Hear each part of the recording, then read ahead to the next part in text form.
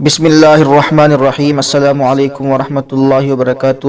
محترم سامعین، فرانس میں تحفظ ناموس رسالت اور دفاع ناموس رسالت کے موقع پر ایک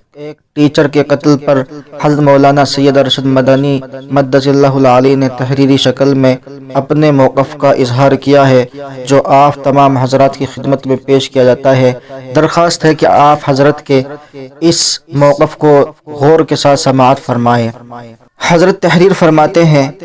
یورپ میں فرانس بھی ایک ملک ہے جس کی ایک زمانے تک مغرب، تیونس اور الجزائر وغیرہ مسلم ممالک پر حکومت رہی ہے۔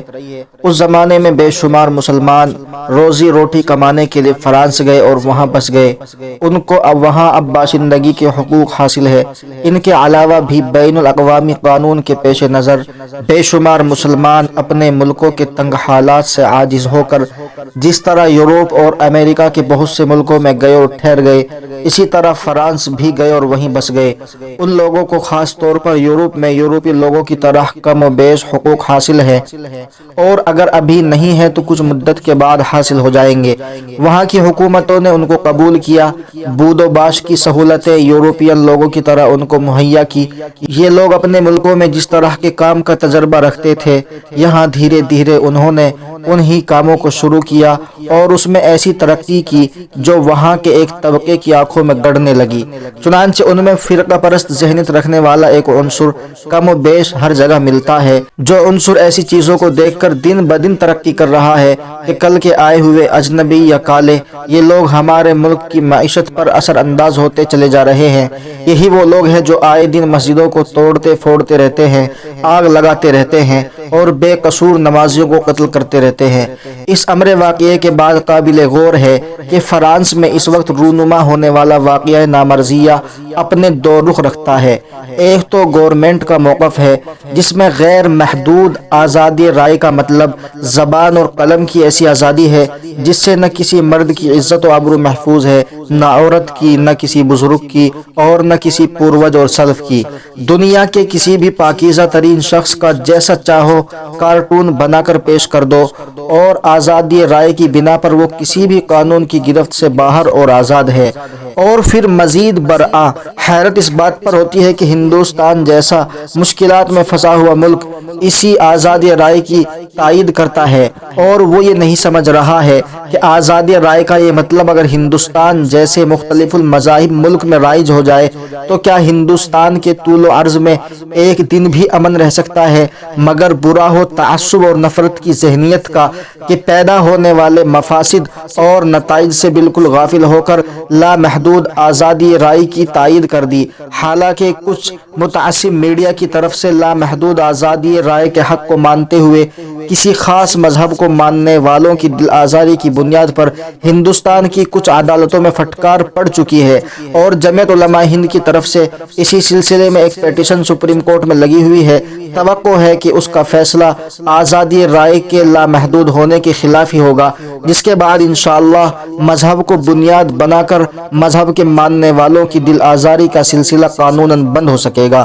اس واقعے نامرضیہ کا دوسرا رخ چاقو کے وہ حملے ہیں جو یکے بعد دیگرے فرانس اور دنیا کے دوسرے ملکوں میں رونما ہو رہے ہیں، جن میں قصوروار کم اور بے قصور زیادہ مرد اور عورت موت کا شکار ہو رہے ہیں۔ کیا کسی کی محبت ہی میں صحیح ملک کے قانون کو اپنے ہاتھ میں لینے کی اجازت دی جا سکتی ہے؟ اور کیا ناعاقبت اندیش چند مسلمانوں کا قانون کو اپنے ہاتھ میں لینا دنیا کے عیسائی ملکوں میں بسنے والے کروڑوں مسلمانوں کے لیے خیر کا باعث ہو سکتا ہے؟ اگر اس طرح کے واقعات کے بعد وہ فرقہ پرست تنظیمیں جو ان ملکوں میں پروان چڑھ رہی ہے مسلم اقلیت کے خلاف سرگرم عمل ہو تو ان کروڑوں مسلمان اور ان کے بچوں کا کیا ہوگا جو ان ملکوں میں زندگی گزار رہے ہیں؟ جبکہ فرانس میں کم و بیش 43 لاکھ اور اس سے ملے ہوئے ملک جرمنی میں 54 لاکھ اور برطانیہ میں 29 لاکھ اور سویڈن میں 9 لاکھ، آسٹریا میں 12 لاکھ اور اٹلی میں 18 لاکھ اور ہالینڈ میں کم و بیش 8,50,000 مسلمان آباد ہیں۔ اب ایک مرتبہ نہیں 10 مرتبہ سوچنے کی بات ہے کہ اگر چند مغلوب مذہب لوگوں کے قانون کو اپنے ہاتھ میں لینے کے نتیجے میں وہاں کی فرقہ پرست طاقتوں کو قوت مل گئی، اور اگر خدا نہ خواستہ پس پردہ وہاں کی حکومتوں کی سرپرستی بھی ان کو حاصل ہو گئی، تو پورے یورپ میں پھیلے ہوئے مسلمانوں کا مستقبل کیا ہوگا؟ میں یہ نہیں کہہ رہا ہوں کہ آپ اس کالے قانون یا ٹیچر یا کسی کمپنی کے قابل نفرت نظریے پر احتجاج نہ کریں، لیکن میرے خیال میں قانون کو اپنے ہاتھ میں لینا، بد امنی اور قتل و قتال کو عمل میں لانا نہ اسلام کی ان ملکوں میں صحیح تصویر پیش کرتا ہے اور نہ وہاں بسنے والے کروڑوں مسلمانوں کے مستقبل کو قابل اطمینان بناتا ہے۔ میں اس بات کو اس لیے کہہ رہا ہوں کہ ہم اپنے ملک میں اسی طرح کی سیاست کے 50 سال سے شکار ہے۔ ہمارے ملک میں ہندو بھائی گائے کی پرستش کرتے ہیں،